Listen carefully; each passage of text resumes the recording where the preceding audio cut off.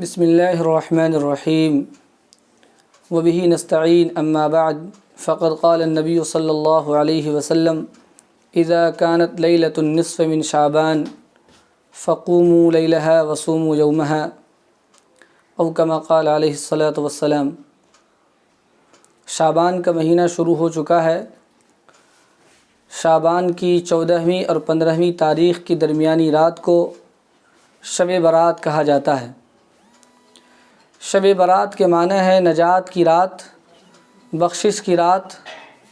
نبی اکرم صلی اللہ علیہ وسلم نے ارشاد فرمایا کہ جب شب برات آتی ہے یعنی شعبان کی 15ویں رات آتی ہے تو اس رات میں اللہ تبارک و تعالی آسمان دنیا پر تشریف لاتے ہیں اور بے شمار لوگوں کی مغفرت فرماتے ہیں۔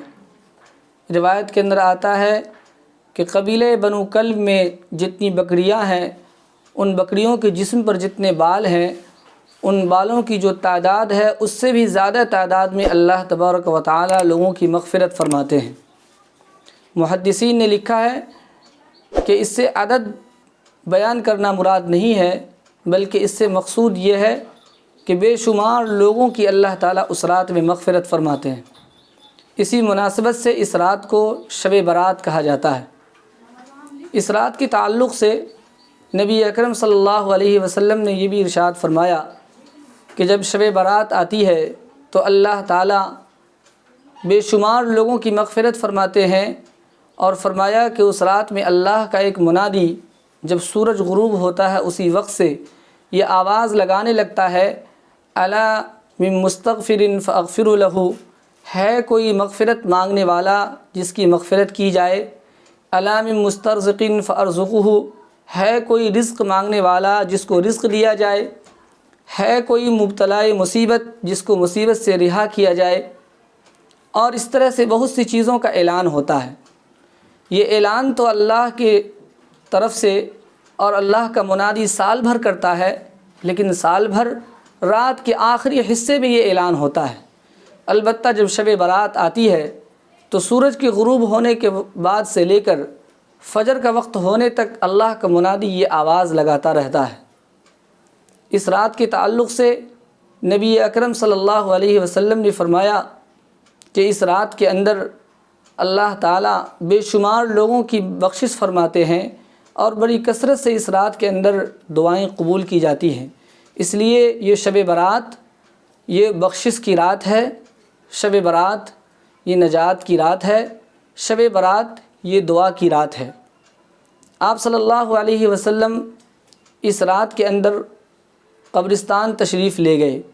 ایک روایت میں آتا ہے کہ آپ صلی اللہ علیہ وسلم قبرستان تشریف لے گئے، لیکن محدثین نے لکھا ہے کہ آپ صلی اللہ علیہ وسلم زندگی میں ایک مرتبہ قبرستان تشریف لے گئے۔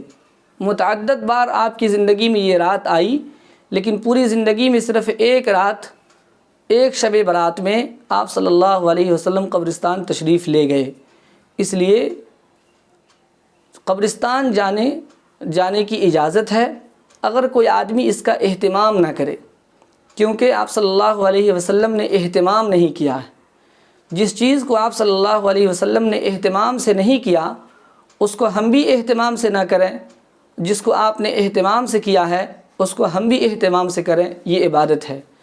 تو چونکہ اس رات کے اندر قبرستان جانے کا آپ صلی اللہ علیہ وسلم نے اہتمام نہیں کیا، اس لیے اگر بغیر اہتمام کے ہم قبرستان چلے جائیں تو اس کی اجازت ہے۔ اگر ہم قبرستان جائیں کوئی نہ جائے تو ہم اس پر لعن طعن کریں، اس کا مطلب ہے کہ ہم قبرستان جانے کو ضروری سمجھتے ہیں اور اہتمام کرتے ہیں، یہ صحیح نہیں ہے۔ تو اس رات کے تعلق سے ایک بات تو یہ ہے کہ اس رات کو عبادت کے ساتھ گزارا جائے، کیونکہ آپ صلی اللہ علیہ وسلم نے فرمایا قوموا یومہا قوموا لیلہا، کہ اس رات کو قیام کے ساتھ گزارو، عبادت کے ساتھ گزارو۔ لیکن عبادت کا کوئی خاص طریقہ آپ صلی اللہ علیہ وسلم نے نہیں بتایا، اس لیے علماء نے لکھا ہے کہ اس رات کو عبادت کے ساتھ گزاریں گے، لیکن ان عبادتوں کے ساتھ جو عام دنوں کے اندر کرتے ہیں، جیسے ہم اس رات میں نماز پڑھیں، ذکر کریں، نفلی صدقہ کریں، تلاوت کریں، کوئی الگ سے عبادت اس رات کے لیے مخصوص نہیں کی گئی۔ اس لیے اس رات کو عبادت کے ساتھ گزاریں، لیکن کوئی خاص عبادت الگ سے اس رات کے لیے مقرر نہیں کی گئی، اس لیے کوئی الگ سے عبادت اس رات میں نہ کریں۔ دوسری چیز، قبرستان جانے کا مسئلہ ہے کہ قبرستان جانے کی اجازت ہے، لیکن ہم اہتمام سے نہ جائیں۔ اس رات کے تعلق سے ایک روایت میں آتا ہے، آپ صلی اللہ علیہ وسلم نے فرمایا، حل تدرین ما فی ہذہ اللیلہ، اے عائشہ تم جانتی ہو کہ اس رات میں کیا ہوتا ہے؟ حضرت عائشہ رضی اللہ عنہ نے پوچھا کہ کیا ہوتا ہے؟ آپ صلی اللہ علیہ وسلم نے فرمایا کہ اس رات میں یہ لکھا جاتا ہے کہ اگلے ایک سال کے اندر کس کی موت آنی ہے اور کس کو پیدا ہونا ہے، کس کو رزق دینی ہے، کس کے رزق کو کشادہ کرنا ہے، کس کے ساتھ کیا ہونا ہے۔ یہ تقدیر کے اہم فیصلے اس رات میں کیے جاتے ہیں۔ تو گویا یہ رات فیصلے کی بھی رات ہے، اس لیے اس رات میں کثرت سے دعا کرنی چاہیے اور اپنے لیے اچھے فیصلے کی دعا کرنی چاہیے۔ البتہ اس رات کے تعلق سے ہمارے معاشرے کے اندر بہت سی غلط فہمیاں ہیں۔ بعض لوگ اس رات کے تعلق سے من گھڑت عبادت گڑھ لیے ہیں اور من گھڑت عبادتیں کرتے ہیں، اس کی بھی شریعت میں گنجائش نہیں۔ اور بعض لوگ یہ کہتے ہیں کہ اس رات کی شریعت میں کوئی حقیقت نہیں، اس رات میں عبادت کرنا بدعت ہے، اس رات میں جاگنا بدعت ہے، یہ بھی غلط ہے۔ ہاں یہ صحیح ہے کہ اس رات کے تعلق سے جو روایتیں آئی ہیں وہ ضعیف ہیں، لیکن اتنی کثرت سے روایتیں آئی ہیں کہ کم سے کم حسن کے درجے میں یہ روایتیں پہنچ جاتی ہے، اور فضیلت کے باب میں ضعیف روایت پر بھی عمل ہوتا ہے۔ اس لیے اس رات کی حقیقت ہے، اور نبی اکرم صلی اللہ علیہ وسلم کے زمانے سے اس رات کا اہتمام کیا گیا ہے۔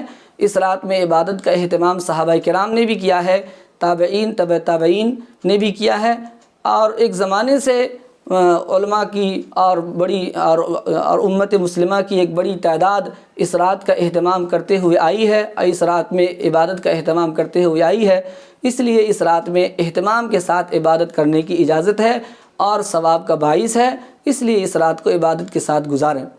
ایک گزارش یہ ہے کہ اگر کوئی صاحب پوری رات جاگ کر اللہ کی عبادت کے ساتھ گزار سکیں تو بڑی اچھی بات ہے، ورنہ کم سے کم رات کے آخری حصے میں اٹھ کر اللہ کی عبادت کر لیں۔ اگر اس کی بھی ہمت نہ ہو تو کم سے کم اتنا ضرور کریں کہ عشاء کی نماز جماعت سے ادا کریں اور فجر کی نماز جماعت سے ادا کریں، کم سے کم اتنا ضرور کرنا چاہیے، تاکہ اس رات کی کہیں نہ کہیں کچھ نہ کچھ برکت ہمیں بھی مل جائے۔ یہ اس رات کی حقیقت ہے۔ البتہ اس رات کے تعلق سے ہمارے معاشرے کے اندر جو بہت سے خرافات ہیں، مثلا یہ کہ ہم نے یہ سمجھ لیا ہے کہ اگر ہم نے حلوہ نہیں بنایا تو گویا شب برات ہوئی ہی نہیں، یہ غلط بات ہے۔ حلوہ اگر کوئی آدمی عبادت کی نیت سے بناتا ہے تو یہ بدعت ہے، اور اگر کوئی عبادت کی نیت سے نہیں بناتا، صرف کھانے کی نیت سے بناتا ہے تو یہ ایک رسم ہے اور بدعت کرنے والوں اور بدعتیوں کی تائید ہے، اس لیے اس کو بھی چھوڑ دینا چاہیے، چاہے ہماری نیت عبادت کی ہو یا ہماری نیت محض کھانے کی ہو، ہر حال میں اس کو چھوڑ دینا چاہیے، تاکہ بدعتی کی اور بدعت کرنے والوں کی، اور جس کا یہ عقیدہ ہے کہ اس رات میں حلوہ بنانا اور کھانا ثواب ہے، اس کی تائید نہ ہو، کیونکہ برائی کی تائید بھی برائی ہے۔ ایک تو چیز یہ ہے۔ دوسری چیز یہ کہ ہم اس رات کے اندر پٹاخے اور آگ جلاتے ہیں، اس طرح کی چیزیں جو غیروں کے مذہب کے اندر ہے، غیر اپنے تہوار میں کرتے ہیں، ہم بھی اپنے اس بابرکت رات کے اندر کریں تو گویا ہم بھی غیر کے مشابہ ہیں، اس لیے ان چیزوں سے بچنی چاہیے۔ اسی طریقے سے ہمارے معاشرے میں یہ بھی ایک عقیدہ ہے کہ اس رات کے اندر ہماری مردوں کی روحیں آتی ہیں اور وہ ہمارے اپنے گھر آ کر کے دیکھ کر جاتی ہے، تو یہ بھی عقیدہ غلط ہے۔ تو اس طرح کے عقیدوں سے اور اس طرح کے خرافات سے بچنا چاہیے، رات کو عبادت کے ساتھ گزارنا چاہیے، اور بغیر اہتمام کے اگر موقع ہو تو قبرستان بھی جانی چاہیے، اور صبح ہو کر کے روزہ رکھنا چاہیے۔ یہ آپ صلی اللہ علیہ وسلم سے ثابت ہے، اس لیے علماء نے لکھا ہے کہ 15ویں شعبان کا روزہ یہ مستحب ہے، اگر آدمی رکھ لے تو بہتر ہے، نہ رکھے تب بھی کوئی حرج نہیں۔ البتہ اس روزے کو رمضان کے روزے کے برابر سمجھنا یا ایک حج اور ایک عمرہ کے ثواب کے برابر سمجھ کر رکھنا، یہ سب چیزیں غلط ہے۔ یہ روزہ محض ایک مستحب روزہ ہے، رکھنے کی اجازت ہے، اگر کوئی آدمی رکھ لے تو بہت اچھا، نہ رکھے تب بھی کوئی حرج نہیں ہے۔ اس رات میں آپ صلی اللہ علیہ وسلم نے فرمایا کہ بے شمار لوگوں کی اللہ تعالیٰ مغفرت فرماتے ہیں، لیکن کچھ لوگ ایسے بھی ہیں جن کی مغفرت نہیں ہوتی جب تک وہ توبہ نہ کر لے۔ روایتوں کو جمع کرنے سے 8 قسم کے لوگ سمجھ میں آتے ہیں کہ جن کی مغفرت نہیں ہوتی جب تک وہ توبہ نہ کر لے۔ سب سے پہلا تو وہ شخص مشرک جو شرک کرتا ہے اللہ کی ذات میں یا اللہ کی صفات میں، مثلا یہ کہ وہ اللہ کے علاوہ کسی اور کی عبادت کرتا ہو، یا اللہ کے علاوہ کسی اور کو عالم الغیب سمجھتا ہو، مختار کل سمجھتا ہو، یا اللہ کے علاوہ کسی اور کو مشکل کشا اور حاجت روا سمجھتا ہو، تو ایسے شخص کی مغفرت نہیں ہوتی۔ اسی طریقے سے مشاہین، کینہ رکھنے والا، جس کے دل میں کینہ ہو، بغض ہو، ایسے شخص کی بھی مغفرت نہیں ہوتی۔ تیسرا شخص وہ ہے جو والدین کی نافرمانی کرتا ہو، اس کی بھی مغفرت نہیں ہوتی۔ چوتھا شخص جو ٹخنے سے نیچے اپنا کپڑا لٹکاتا ہو، اس کی بھی مغفرت نہیں ہوتی۔ ٹخنے سے نیچے کپڑا لٹکانا، ٹخنے کو کپڑے سے ڈھانپنا یہ حرام ہے۔ مرد کے لیے ٹخنے کو ڈھانپنا حرام ہے اور عورت کے لیے ٹخنے کو کھولنا حرام ہے۔ البتہ اس میں تفصیل یہ ہے کہ ٹخنے کو ڈھانپنا اس صورت میں حرام ہے جب کپڑا نازل ہو، نازلاً ہو، اوپر سے نیچے کی طرف لٹک رہا ہو۔ البتہ اگر کوئی نیچے سے موزہ پہن رکھا ہو اور اس سے ٹخنا ڈھپ جائے تو اس میں کوئی حرج نہیں۔ البتہ اوپر سے جو کپڑے لٹک رہے ہوں، چاہے وہ کرتا ہو، چاہے پائجامہ ہو، چاہے وہ فل پینٹ ہو، چاہے وہ تہبند ہو، لنگی ہو، کسی بھی چیز سے ٹخنے کو ڈھانپنا یہ حرام ہے اور ایسے شخص کی مغفرت نہیں ہوتی۔ اسی طریقے سے ٹخنے کو ڈھانپنے کی ممانعت اس صورت میں ہے جب آدمی قائماً کھڑا ہوا ہو۔ اگر کوئی بیٹھا ہے، بیٹھنے کی وجہ سے ٹخنا ڈھپ جائے، یا لیٹا ہے، لیٹنے کی وجہ سے ٹخنا ڈھپ جائے تو اس میں کوئی حرج نہیں ہے۔ بہرحال چوتھا شخص وہ ہے جو ٹخنے کو ڈھانپتا ہو۔ پانچواں قطع رحمی کرنے والا جو رشتے کو توڑتا ہے، اور چھٹا وہ شخص جو زنا کرنے والا ہو، ساتواں وہ شخص جو ناحق قتل کرنے والا ہو، اور آٹھواں وہ شخص جو شراب پینے والا ہو۔ یہ 8 طرح کے لوگ ہیں جن کی اس رات میں بھی مغفرت نہیں ہوتی جب تک کہ وہ توبہ نہ کر لیں۔